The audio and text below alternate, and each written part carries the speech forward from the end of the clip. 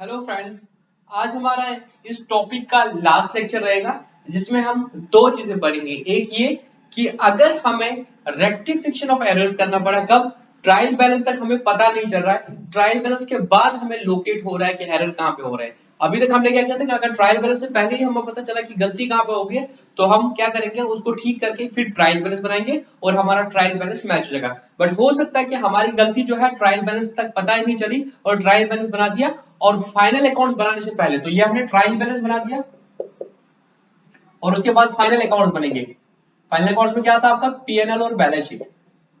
तो it means trial balance और PNL, trial balance के बाद और पीएनएल बनाने से पहले अगर हमें गलतियां पता चल गई तो उनको हम कैसे ठीक करेंगे। तो यहां पे हमारे पास दो ऑप्शंस होते हैं मेरे दोस्तों ठीक करने के।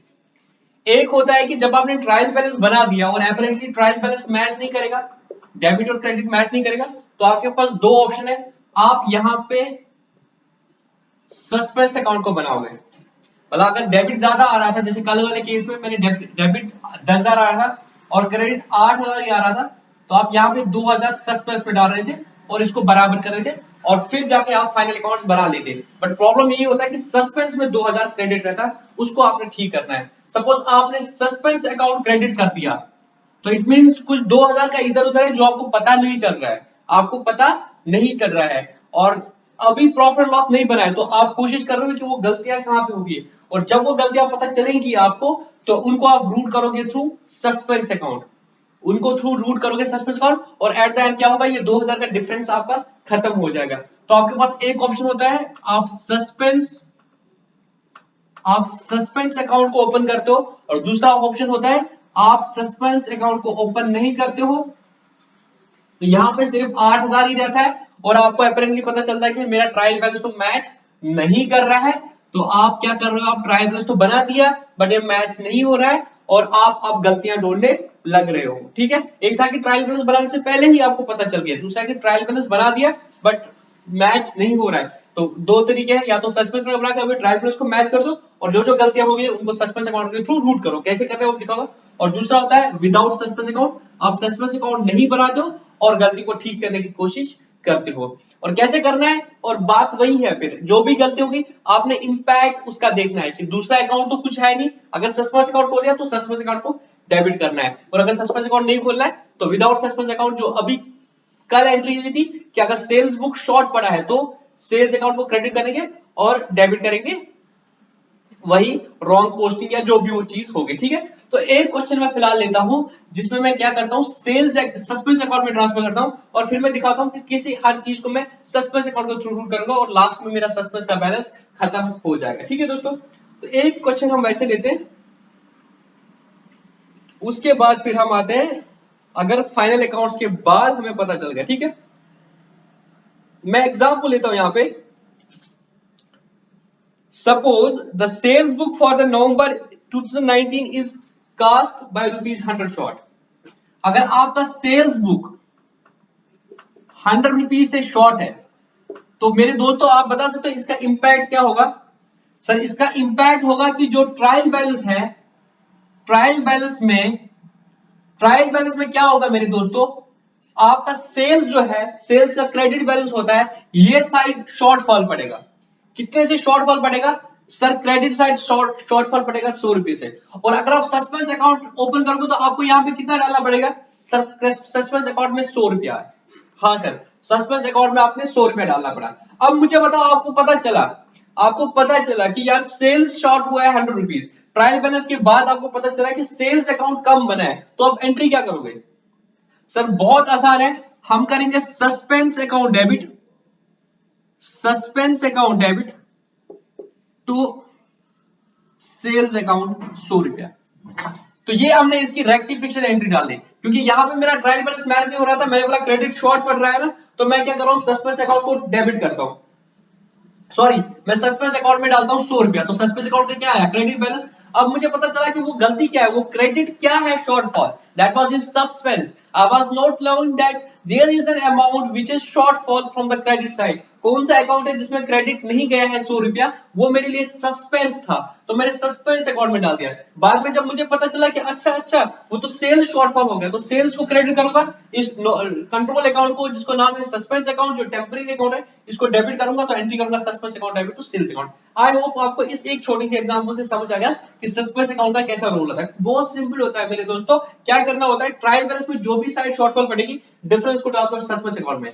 फिर जब वो गलती आपको पता चलेगी तो जो होना चाहिए था वो कर दो, डिफरेंशियल जो करना है डेबिट या क्रेडिट वो सस्पेंस अकाउंट को कर दो, और एट द एंड ये नलीफाई हो जाएगा। क्यों नलीफाई हो जाएगा, यहां जब शॉर्टफॉल हो रहा है तो आपने क्या इसको किया क्रेडिट, तो आपने बोला कुछ क्रेडिट है, कम हुआ है, कौन सा अकाउंट कम हुआ हमें नहीं पता है, हमने अभी सस्पेंस अकाउंट को क्रेडिट कर दिया। बाद में जब पता चला वो कौन सा है तो सस्पेंड को डेबिट करेंगे, उस अकाउंट को क्रेडिट करेंगे, और इसका इंपैक्ट नलीफाई हो जाएगा। यहां पे इसको क्रेडिट कर दिया, यहां पे डेबिट कर दिया, और करेक्टली सेल्स अकाउंट को क्रेडिट कर दिया। ठीक है मेरे दोस्तों, हाँ बिल्कुल ठीक है सर, हमें समझ आ गया। ठीक है, अब मैं कुछ एग्जांपल्स लूंगा जिसमें मैं सेल्स सस्पेंस अकाउंट के थ्रू रूट करूंगा। ठीक है, आपने मुझे बताना है कि उसकी रेक्टिफिकेशन एंट्री क्या होगी, थ्रू सस्पेंस अकाउंट, मतलब जो भी मुझे डिफरेंस आया था मैंने सस्पेंस अकाउंट में डाला था, अब मुझे पता चल रहा है क्या है, तो आप मुझे बता दोगे कि उसको सस्पेंस अकाउंट के थ्रू क्या एंट्री हो जाएगी। ठीक है दोस्तों, तो हो सकता है कोई गलती ऐसी जिसमें सस्पेंस अकाउंट इंपैक्ट नहीं हो। सस्पेंस अकाउंट कब आएगा सर, जब ट्रायल बैलेंस मैच नहीं होगा, अदरवाइज सस्पेंस अकाउंट नहीं आएगा। मैं कुछ एग्जांपल्स देता हूं और हम उनको देखेंगे, रेक्टिफाई करने की कोशिश करेंगे, और एज्यूम कर रहे हैं कि हमने सस्पेंस अकाउंट ओपन कर दिया है उन ट्रांजैक्शन के लिए जिनकी वजह से ट्रायल बैलेंस मेरा मैच होगा। ठीक है, मैच नहीं हुआ था। पहली एग्जांपल में लेता हूं, आपको मुझे बताना है कि क्या इंपैक्ट आएगा। The sales book has been totaled rupees 100 short. Sales book rupees 100 से शॉर्ट कर दिया है टोटल। अब मुझे बताओ, अगर मैंने 100 रुपये से सेल्स बुक को शॉर्ट कर दिया, इसका इंपैक्ट क्या होगा, अभी क्वेश्चन क्या था वैसे ही है सर। इसका इंपैक्ट यह होगा, आपका सेल्स अकाउंट जो है वो 100 रुपये से लेस होगा। तो इसका इंपैक्ट यह होगा, जब आपने ट्रायल बैलेंस बनाई होगी, आपका जो क्रेडिट साइड होगा वो 100 रुपये से लेस पड़ा होगा। सपोज ये 9000 था, ये 8100 होगा, तो आपने क्या किया होगा, आपने सस्पेंस अकाउंट में 100 रुपया डाला होगा क्रेडिट साइड में। अब आप क्या करोगे, जब पता चला तो इसकी रेक्टिफिकेशन क्या हो गई, सस्पेंस अकाउंट को डेबिट करोगे और सेल्स को क्रेडिट करोगे। तो आप एंट्री करोगे suspense account debit to sales account 100 रुपया। ठीक है दोस्तों, हाँ सर ठीक है। मैं दूसरी एग्जांपल देता हूं, गुड्स वर्थ रुपीज 150, अच्छे से समझना, goods worth rupees 150 return by green and company, return by green and company have not been recorded anywhere, haven't been recorded anywhere। अगर आप पहली बार देख रहे हो ये कौन सा एरर है, तो आपने लास्ट लेक्चर नहीं देखे, प्लीज लास्ट लेक्चर दे दो। अगर आपने 150 के गुड्स जो ग्रीन एंड कंपनी ने रिटर्न किए थे, आपने इसको कहीं पे भी रिटर्न नहीं किए, एंट्री नहीं किए, तो ये क्या हो गया, एरर बोल सकते हो सारे, एरर ऑफ ओमिशन है। अगर बेटा ये एरर ऑफ ओमिशन है, क्या इससे ट्रायल बैलेंस इंपैक्ट हुआ होगा, द आंसर इज नो। ये कहीं पे रिकॉर्ड नहीं होगा, तो ट्रायल बैलेंस में ना डेबिट ना क्रेडिट हुआ होगा, तो ट्रायल बैलेंस इसकी वजह से हिली नहीं होगी। ट्रायल बैलेंस हिली नहीं होगी, ट्रायल बैलेंस में मिसमैच नहीं होगा, तो सस्पेंस अकाउंट खुला नहीं होगा, तो इसकी हमने सीधे रेक्टिफिकेशन एंट्री करनी है। ये क्या है, रिटर्न कर दिया ग्रीन एंड कंपनी ने। अगर मुझे कोई रिटर्न करेगा गुड्स को, तो वो क्या होता है, सेल रिटर्न, या उसको रिटर्न इनवर्ड बोलते हैं। तो सेल रिटर्न को क्या करेंगे, डेबिट, और ग्रीन एंड कंपनी को क्या करेंगे, क्रेडिट करेंगे। तो एंट्री क्या हो जाएगी, sales return account debit to green and company 150 रुपया। ठीक है दोस्तों, हाँ सर ठीक है। तीसरी एग्जांपल में देता हूं, आई होप आप एंजॉय कर रहे हो और आपको दिमाग में सारा कुछ जा रहा है जो हम डिस्कस करेंगे। Goods purchase rupees 250 have been posted to the debit of supply Gupta and company. आपने गुड्स परचेज कर दिए 250 के जो आपने पोस्ट कर दिए हैं debit of supplier Gupta and company, तो आप मुझे बोल सकते हो आपने क्या गलती की है मेरे दोस्तों। आपने परचेज 250 की थी तो एंट्री होनी चाहिए थी purchase account debit to Gupta and company 250। Being credit purchase आपने क्या कर दिया, आपने परचेज बुक में 250 का डाल दिया परचेज गुप्ता एंड कंपनी, ये कर दिया आपने। परचेज बुक जब आपने बना दिया था तो वो तो सब्सिडरी बुक है, तो आपने बोला गुप्ता एंड कंपनी मैंने 250 परचेज कर दिया। फिर आपने परचेज अकाउंट बोल दिया तो उसको क्या आपका purchase account debit to salary creditors 250, तो बिल्कुल ठीक है परचेज अकाउंट को डेबिट कर दिया। बट गलती कहां पे हुई है, आपने पोस्टिंग में गलती की है। सप्लायर अकाउंट को आपने क्रेडिट करना था क्रेडिट तक गिवर करके, बट अनफॉर्चुनेटली आपसे गलती होगी एरर ऑफ कमीशन, आपने डेबिट कर दिया सप्लायर को जिस सप्लायर को आपने क्रेडिट करना था। यहां पे आपने क्या गलती कर दी मेरे दोस्तों, आपने गलती कर दी, आपने सप्लायर को डेबिट किया जबकि आपको सप्लायर को क्रेडिट करना था। परचेज को ठीक कर दिया मेरे दोस्तों, ये भी आपको यहाँ पे समझना है, क्योंकि क्या लिखा था आपने सिर्फ एक ही जगह गलती कर दी, आपने पोस्टिंग में गलती कर दी बट परचेज को आपने ठीक से कर दिया। अब मुझे बताओ अगर आपने सस्पेंस अकाउंट, इसका इंपैक्ट क्या होगा, इसका इंपैक्ट ये होगा परचेज अकाउंट में डेबिट हुआ 250, कायदे से इसका ट्रायल बैलेंस कैसे बनना चाहिए था। अगर मैं यहाँ पे ट्रायल बैलेंस बनाने की कोशिश करता हूं ताकि आपको इंपैक्ट दिख जाए,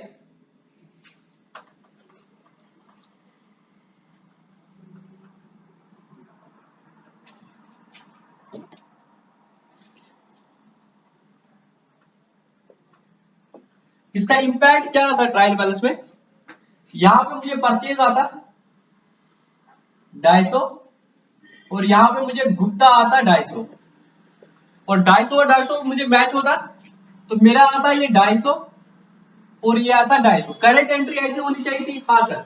बट मेरे से गलती क्या होगी मेरे दोस्तों, मैंने गुप्ता को डेबिट कर दिया, मैंने गुप्ता को डेबिट कर दिया 250,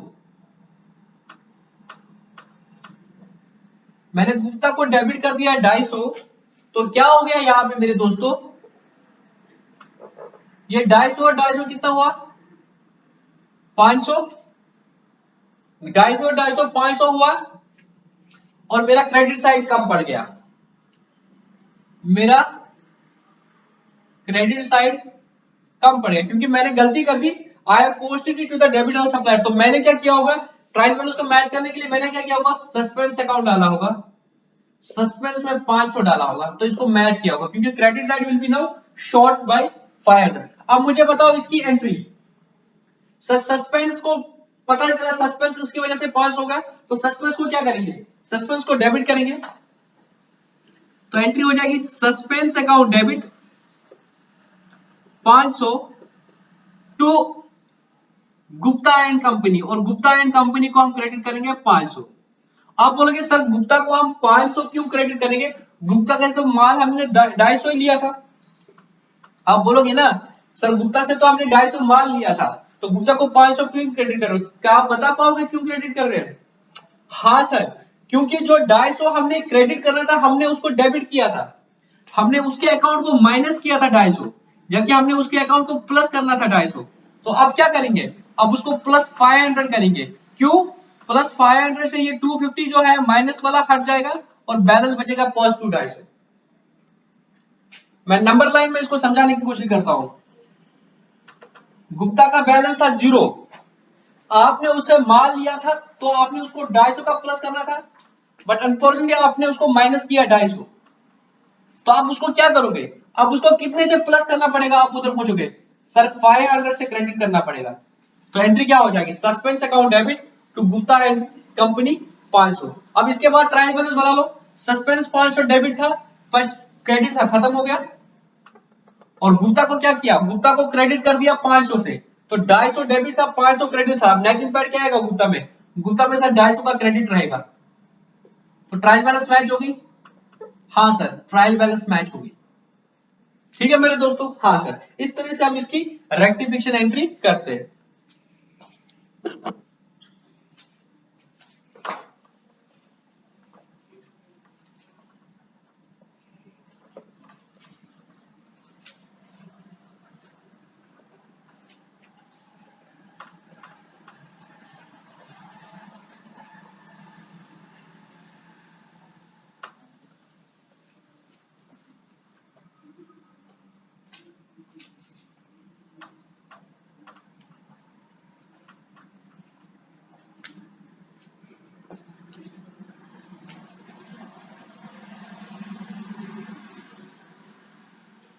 चलो एक और एग्जांपल कर लेता हूं मैं।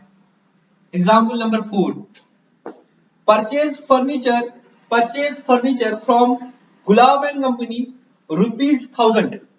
आपने फर्नीचर परचेज कर दिया मेरे दोस्तों ₹1000 का, but unfortunately it has been entered in purchase book, entered in purchase book. तो आपने परचेज बुक को डेबिट किया, क्या गलती कर दी सर? ये आपने एरर ऑफ प्रिंसिपल कर दिया। क्रेडिट परचेज ऑफ गुड्स अगर होता है वो परचेज बुक में आता है, ये क्रेडिट परचेज ऑफ फर्नीचर था। तो इसकी करेक्ट एंट्री क्या होनी चाहिए थी सर? एंट्री होनी चाहिए furniture account debit to Gulab and company.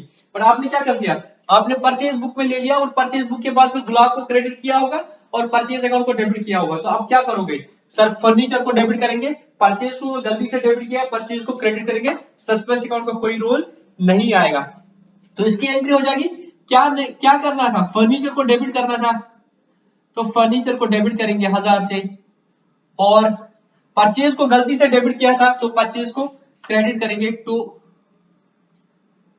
Purchases 1000 रुपए। ठीक है दोस्तों। हाँ, example number 5, discount received from red and black से आपको डिस्काउंट मिला था कितना मेरे दोस्तों? 15 has not been entered in discount column of cash book,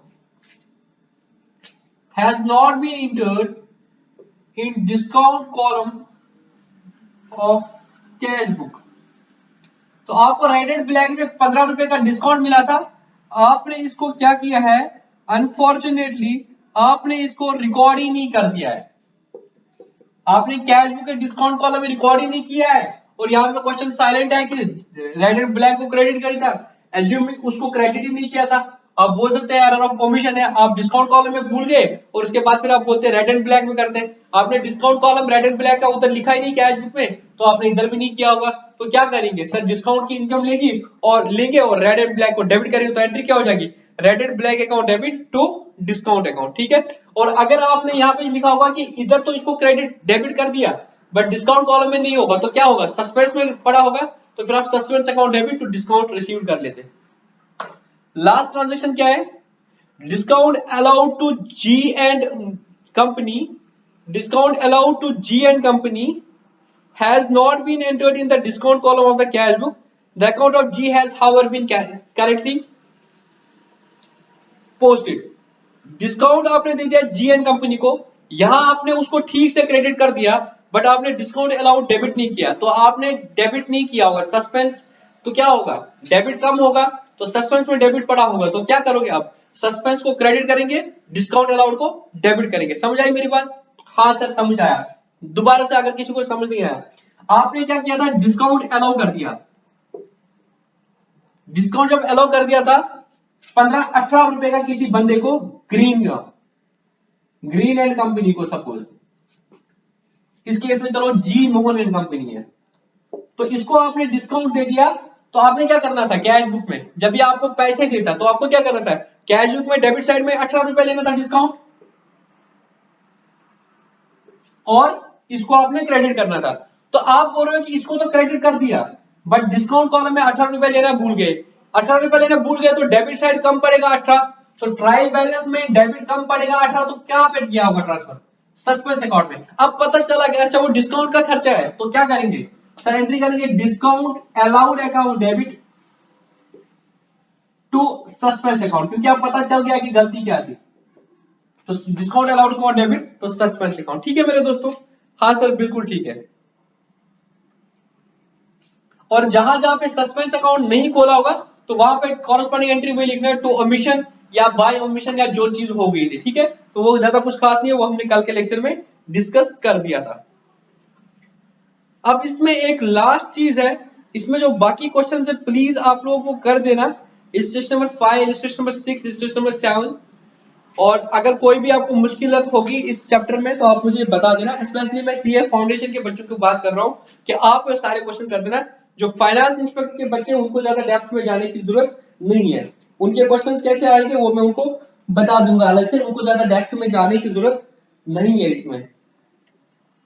अब इस टॉपिक का हमें लास्ट कंसेप्ट बचता है कि अगर हमें अभी प्रॉफिट अब लेट हो रहा है कि अभी भी हमें कोई गलती पता नहीं चलती है, मैं आपको ये भी बताऊंगा यहाँ पे बात, जो कैश और बैंक की गलतियां है ना वो जल्दी पता चलती है। क्यों? हमने पढ़ा था बैंक रिकंसिलिएशन स्टेटमेंट कि हर महीने आप क्या करते हो, बैंक का बैलेंस रिकंसाइल करते हो। तो बैंक बैलेंसेस और कैश बैलेंसेस नॉर्मली क्योंकि फ्रीक्वेंटली वो टैली किए जाते हैं, शॉर्टफॉल ना हो तो उसमें ज्यादा गलतियां रहने की चांसेस नहीं होती, तो बाकियों में ही गलतियां रहती है। अब सपोज अभी वाले केस में हमने क्या किया था कि ट्रायल बैलेंस के बाद और फाइनल स्टेटमेंट्स जो आपके बनाते हैं प्रॉफिट एंड लॉस और बैलेंस शीट तक आपको पता चल रहा था गलती। अब तीसरा केस लेंगे मेरे दोस्तों कि अभी बैलेंस शीट बनाने का टाइम भी आ रहा है बट आपको ये गलतियां पता नहीं चल रही है, तो क्या आप वेट करोगे कि नहीं जब तक गलतियां नहीं पता चलेंगी तब तक तो हम ऐसे ही रहने देंगे? Is it possible? नहीं सर, ये पॉसिबल नहीं है, क्योंकि हमें प्रॉफिट लॉस और बैलेंस शीट बनाना है। हो सकता है कि हमें ये ऑडिट का रिक्वायरमेंट हो सकता है कि हमें टैक्स भरना हो सकता है हमें बैंक में जाना है लोन के लिए, तो सर पॉसिबल नहीं है कि हम वेट करेंगे। अगर उस केस में हमारा डिफरेंस फिर भी नहीं पता चल रहा है, डेबिट क्रेडिट में कुछ दिक्कतें आ रही है, तो हम उसको कहां पे ट्रांसफर करते हैं? सर हम उसको ट्रांसफर करते हैं सस्पेंस अकाउंट में। क्या करते हैं? सस्पेंस अकाउंट में। और फिर सस्पेंस अकाउंट कहां रहता है? ना वो डेबिट माना जाता है ना वो क्रेडिट माना, मतलब ना वो इनकम मानी जाती है ना वो एक्सपेंस माने जाता है, क्योंकि हमें पता नहीं है कि ये क्या कमी है डेबिट क्रेडिट की, तो हम उसको बैलेंस शीट में रखते हैं। सपोज मुझे सस्पेंस अकाउंट में डेबिट बैलेंस आ रहा है 5000, तो बैलेंस शीट में लिखूंगा सस्पेंस अकाउंट 5000। और अगर ये क्रेडिट आ रहा है सपोज, तो बैलेंस शीट में लिखूंगा क्रेडिट साइड से, मतलब सॉरी लायबिलिटी साइड से सस्पेंस 5000। या तो इधर होगा या तो इधर होगा, दोनों नहीं होगा क्योंकि ये नेट इंपैक्ट है। तो ट्रायल बैलेंस के बाद भी और फाइनेंस में बनाने तक भी अगर गलती नहीं पता चल रही है तो कहां पे गलती होगी, तो आप टोटल कर लेते हो ट्रायल बैलेंस को और डिफरेंस डाल दो सस्पेंस अकाउंट में, और सस्पेंस अकाउंट फिर बैलेंस शीट का पार्ट बनता है। और फिर ये हो सकता है नेक्स्ट फाइनेंशियल ईयर, जो आपका नेक्स्ट अकाउंटिंग पीरियड है, नेक्स्ट अकाउंटिंग पीरियड में हो सकता है कि आपको ये गलती पता चल जाएगी। अब मुझे बताओ मेरे दोस्तों, मैं आपको प्रैक्टिकली बोलता हूं, अगर पता चला, मेरी बात अच्छे से समझ लेना, अगर पता चला कि गलती ये हो गई थी, सपोज इसका सस्पेंस का 5000 डेबिट आ रहा है, अगर हमें पता चल रहा है कि नेक्स्ट ईयर में, अब मुझे पता चल रहा है कि ये 5000 जो डेबिट था एक एक्सपेंस था या परचेजेस थी 5000 की जो पिछले साल में हो गई थी, बट आपने क्या किया था उस अकाउंट में पोस्टिंग करना भूल गए थे, परचेजेस में पोस्टिंग करना भूल गए थे। पर जो दूसरा इंपैक्ट था क्रेडिट वाला, सपोज क्रेडिटर का था या कैश था या एक्सपेंस में कैश गया था, वो आप कर चुके थे, क्रेडिट आप कर चुके थे, तो डेबिट आप करना भूल गए थे। तो परचेज बोलो या एक्सपेंस बोलो, और अगर डेबिट था तो ये क्या था? पिछले साल का एक्सपेंस था, तो ये पिछले साल के प्रॉफिट एंड लॉस में जाना चाहिए था, तो आपका प्रॉफिट क्या होता लास्ट ईयर में? कम होता। बट आपको तब पता नहीं था कि ये क्या है, ये इनकम है, एक्सपेंस है, एसेट है, लायबिलिटी, आपको कुछ पता नहीं चल रहा था। बट अगर इसका डेबिट बैलेंस है तो ये इनकम, ये एक्सपेंस हो सकता है, एसेट हो सकता था, आपको नहीं पता क्या था, आपने इसको बैलेंस शीट में ले लिया फिलहाल के लिए। अब आज पता चला कि ये तो पिछले साल का 5000 का खर्चा था, तो क्या आप पिछले साल के फाइनेंशियल स्टेटमेंट नए से बनाओगे? क्या आप पिछले साल के फाइनेंशियल स्टेटमेंट नए से बनाओगे? The answer is no. हम नहीं जाएंगे वापस और पिछले साल के प्रॉफिट लॉस को ठीक करेंगे, वो हो गया, तो हो गया। अब हम क्या करते हैं, इस साल ठीक करेंगे। इस साल जब इनको ठीक करेंगे तो अब हम इस साल के पीएनएल में इस खर्चे को लेंगे। तो इस साल के पीएनएल में जब इस खर्चे को लेंगे, तो अगर ये परचेज है तो क्या हम इस साल की परचेज डालें? तो क्या हम ये एंट्री करें purchase account debit to suspense account, क्योंकि सस्पेंस में अभी डेबिट पड़ा है। या अगर ये कोई एक्सपेंस है, सपोज जनरल एक्सपेंस है, तो हम general expense account debit to suspense करें। देखो लॉस तो है, ये इस साल के पीएनएल से तो जाना ही है, बट अगर मैं परचेज को डेबिट करूंगा तो ये इस साल की परचेज में ऐड हो जाएगा, इस साल की परचेज में ऐड हो जाएगा, सेल्स तो कांस्टेंट रहेगी इस साल की परचेज के हिसाब से, मेरा जीपी रेशो गलत आएगा, मेरा जीपी रेशो गलत आ जाएगा। क्यों? ग्रॉस प्रॉफिट रेट नॉर्मली अगर इंडस्ट्री का फिक्स होता है कि मैं 15% मार्जिन कमाता हूं, तो इन चीजों को उधर लेने की वजह से वो गलत हो जाएगा, क्योंकि इस साल का कॉस्ट ऑफ गुड्स सोल्ड मेरा गलत निकल जाएगा, क्योंकि वो तो पिछले साल का परचेज करना मैं भूल गया था और क्लोज स्टॉक मैंने कैलकुलेट ठीक से कर दिया था। तो नेट इंपैक्ट तो सेम रहेगा, नेट प्रॉफिट तो सेम रहेगा, क्योंकि ये खर्चा पिछले साल का प्रॉफिट ज्यादा हुआ था, इस साल का प्रॉफिट तो अब इस साल के प्रॉफिट में लेस होना है, तो लेस तो होना है क्योंकि पिछले साल नहीं हुआ, इस साल लेस होना है।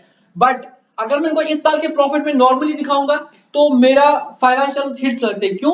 ये पिछले साल का खर्चा ये डायरेक्टली नहीं दिखना चाहिए, ये अलग से दिखना चाहिए, क्योंकि लेस तो करना है मुझे, पिछले साल मैंने लेस नहीं किया तो इस साल मुझे करना है, बट इसको मुझे अलग से दिखाना है, इस खर्चे को मुझे अलग से दिखाना है, तो इनको हम पीएनएल में अलग से दिखाते हैं और इनको हम बोलते हैं प्रायर पीरियड आइटम्स। क्या बोलते हैं? इनको बोलते हैं हम प्रायर पीरियड आइटम्स। इसके ऊपर हमारा अकाउंटिंग स्टैंडर्ड है AS5।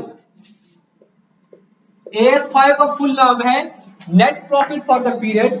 वो हमें पता था कि कैसे प्रॉफिट लॉस में प्रॉफिट कैलकुलेट करते हैं, तो उसका पूरा नाम है net profit for the period, prior period item and change in accounting policies. क्या अगर आप अकाउंटिंग पॉलिसी को चेंज करोगे तो क्या करना है, और दूसरा पार्ट है उसका प्रायर पीरियड आइटम, कि ये जो प्रायर पीरियड आइटम है इनको कैसे दिखाना है पीएनएल में। तो वो बोलते हैं कि इनको पीएनएल में अलग से दिखाना है कि इनका सबका इंपैक्ट पॉजिटिव हो सकता है कि नेगेटिव हो सकता है। तो अगर इनकम बढ़ रही है तो वो अलग से दिखना चाहिए, मतलब on the face of the profit loss हमें दिखना चाहिए कि इस साल का हमने कितना प्रॉफिट कमाया और पुराने प्रॉफिट्स का, पुराने सालों के प्रॉफिट्स का कितना इंपैक्ट है, मतलब पुराने सालों की गलतियों का कितना इंपैक्ट इस साल के प्रॉफिट में है। तो हमने तो दिखाना है इसको खर्चा, बट इसको हम प्रायर पीरियड आइटम दिखाएंगे, इसको हम प्रायर पीरियड, तो इस साल की परचेज और इस साल के जनरल एक्सपेंस में हम इसको नहीं डालेंगे, क्योंकि इस साल का खर्चा नहीं है, पिछले साल का खर्चा है। तो हम इसको क्या बोलते हैं? Prior period item. क्या बोलते हैं? प्रायर पीरियड आइटम बोलते हैं। क्या बोलते हैं? प्रायर पीरियड आइटम, या इस नाम से रखते हैं प्रायर पीरियड आइटम। या हम एक और चीज करते हैं, हम एक अकाउंट खोलते हैं जिसका नाम है, मुझे लिखते हैं तो इधर, जिसका नाम है profit and loss adjustment account. क्या बोलते हैं? Profit and loss adjustment account. Profit and loss adjustment account debit 5000 to suspense account 5000।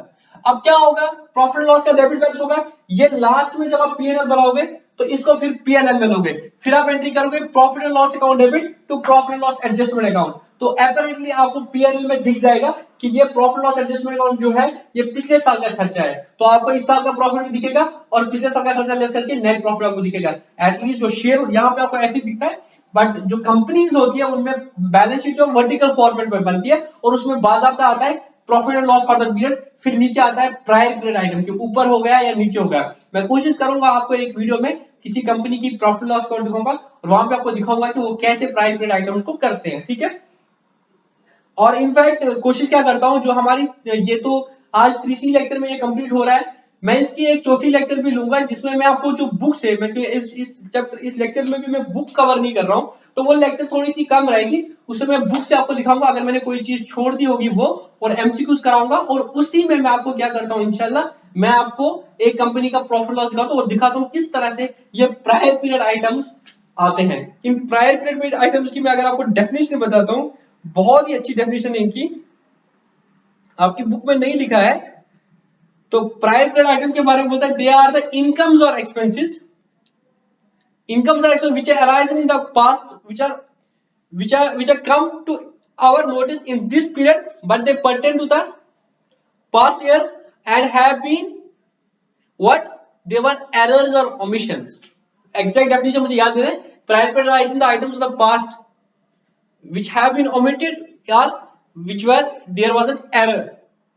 तो इस साल हम एराइज कर रहे हैं, but due to the reasons जो पास्ट में हुए थे, और क्या हुआ था, या तो एरर हुआ था या तो ओमिशन हुआ था, आप भूल गए थे, और इनकम और एक्सपेंस के नेचर के उनको प्रायर पीरियड आइटम होते हैं। तो कोई भी इनकम और एक्सपेंस जो पास्ट पीरियड का है, आप भूल गए हो या आपसे गलती हो गई है, उनको आप इस साल दिखाना है क्योंकि आप रिकॉर्ड तो करना है तो आपने उनको अलग से दिखाना है as a prior period item, वो on the face of the PNL अलग से दिखेगा। तो इन सारी एंट्रीज को हम कहां पे रूट करेंगे, प्रॉफिट लॉस एडजस्टमेंट अकाउंट पे, और फिर जो नेट इंपैक्ट आएगा प्रॉफिट लॉस एडजस्टमेंट वो जाएगा आपका पीएनएल में। ठीक है मेरे दोस्तों, अब एक इलस्ट्रेशन है, इलस्ट्रेशन नंबर 8, इसको मैं करूंगा और उसके साथ हमारा ये चैप्टर कंप्लीट हो जाएगा जो मैंने आपको 3 लेक्चर्स में करा दिया।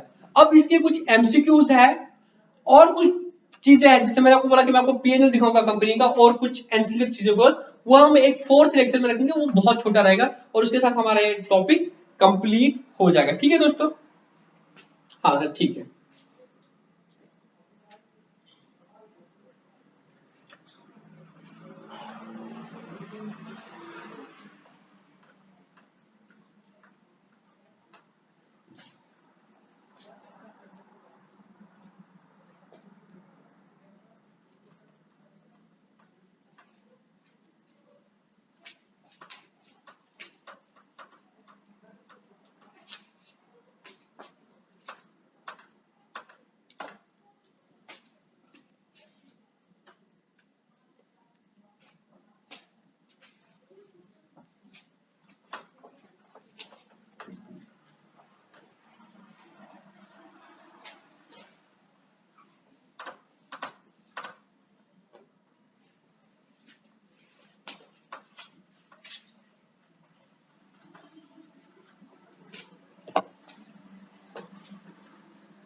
Illustration number 8. Mr. Roy was unable to agree the trial balance last year and wrote off the difference to the P&L account. इसने क्या कर दिया था, जो भी डिफरेंस था वो पीएनएल में राइट ऑफ कर दिया था, तो इसने सस्पेंस अकाउंट ना करके उसको सारे को पीएनएल में खर्चा माना था। ठीक है, जो भी इनकम था एक्सपेंस था उसने पीएनएल में डाल दिया था। अब उसका इंपैक्ट जो इस साल आएगा वो इस साल के पीएनएल में जाएगा।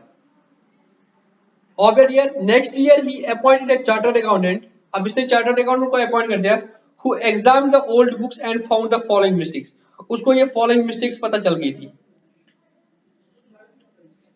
तो अब इनको ठीक करना है। Purchase of a scooter was debited to conveyance account 3000, आपने एक स्कूटर परचेज कर दिया था 3000 का, जो आपने क्या किया था, गलती से कन्वीनियंस अकाउंट में डाल दिया था, आपने इसको कन्वीनियंस अकाउंट में डाल दिया था, तो आपने तो इसको एक्सपेंस माना था 3000, तो क्या ये एक्सपेंस था, तो क्या ये एक्सपेंस था, द आंसर इज नो, ये तो एक्सपेंस नहीं था, ये तो एसेट था। तो अब आप क्या एंट्री कर लेते, सर आप एंट्री करते, अगर मैं इसको मोटर व्हीकल रखता नाम, तो आपको एंट्री करनी थी मोटर व्हीकल अकाउंट डेबिट,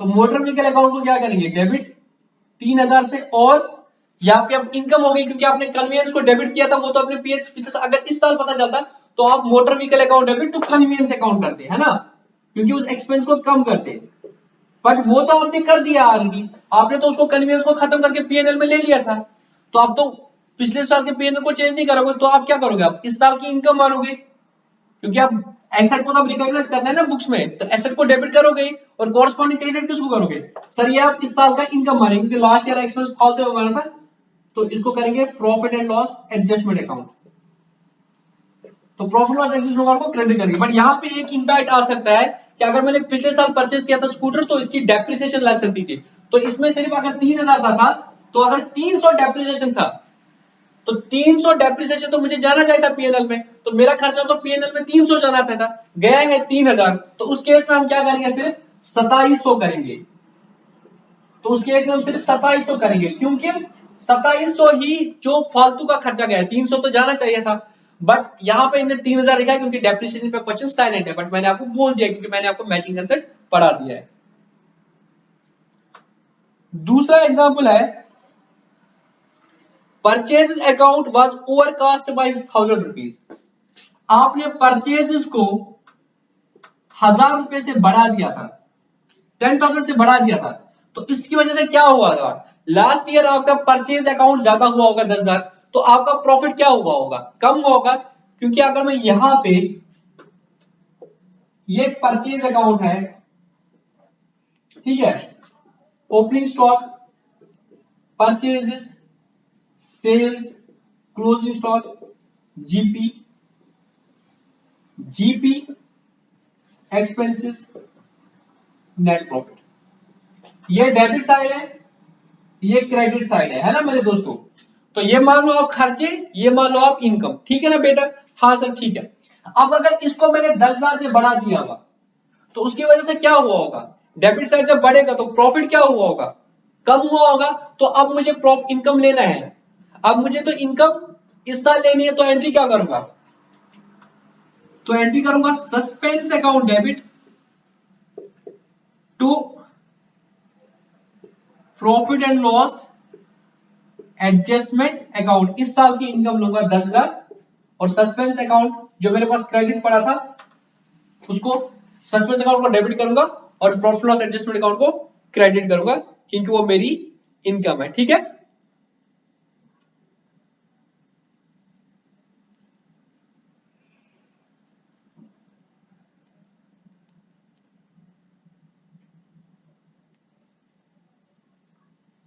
तीसरी चीज, चलो आगे देख लेते हैं, ए क्रेडिट परचेज। थर्ड पॉइंट मुझे ये रखना है, इधर मैं ऊपर नीचे रब करूंगा। A credit purchase of goods from mister P for ₹2,000 entered as sale. ओहो बड़ी गलती हो गई, आपने क्रेडिट परचेज कर दी थी पी से, पी से आपने परचेज कर दी थी, तो मैं इसको इंपैक्ट करता हूं, रब करता हूं। तो आपने पी से परचेज किया था 2,000 का, तो खाते से इधर खर्चा चला जाता 2,000। बट गलती क्या हो गई आपसे मेरे दोस्तों, आपने इसको सेल दिखा दिया, आपने इसको सेल दिखा दिया 2,000। तो आपने क्या करना था, entry purchase account debit to P 2,000, आपने गलती कर दी, आपने दिखा P's account debit to sales 2,000, तो नुकसान हो गया। अब इस साल आपको पता चला, अब इस साल परचेज और सेल तो लिखोगे नहीं, तो आपने क्या करना है, पी को तो क्रेडिट करना है, कितने से, सर उसको मैंने 2,000 से क्रेडिट करना था, बट मैंने उसे 2,000 से डेबिट किया था, अब 4,000 से क्रेडिट करना है, तो टू पीज अकाउंट करेंगे कितना, 4,000। और डेबिट किसको करेंगे, सर डेबिट करेंगे, ये मेरा खर्चा होना चाहिए सर, तो ये मेरा नुकसान होगा, क्योंकि लास्ट ईयर प्रॉफिट फजूल में बढ़ा दिया था 4,000 से, क्योंकि 2 माइनस करना था, मैंने 2 प्लस कर दिया, तो नेट इम्पैक्ट क्या हुआ, मेरा 4 प्लस हो गया, तो उस 4 को वापस करेंगे डेबिट। तो एंट्री करता हूं profit and loss adjustment account debit 4,000, ठीक है दोस्तों। Illustration number 4, received